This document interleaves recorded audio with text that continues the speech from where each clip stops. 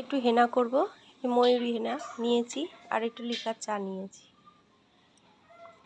হেনাটা মাথা দিয়ে তারপর রান্না করতে যাব। পিঠ গিয়েছিল, বাড়ি এসছে আজকে সকালে, আজকে সকালে নয় কালকে সন্ধ্যাবেলা বাড়ি এসছে। আর এই যে এই জামা কাপড়গুলো সব কাচতে হবে ওর।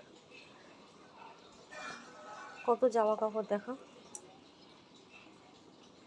আর সকালে এগুলো কেচে ধুয়ে দিয়েছিলাম। রান্না করেছি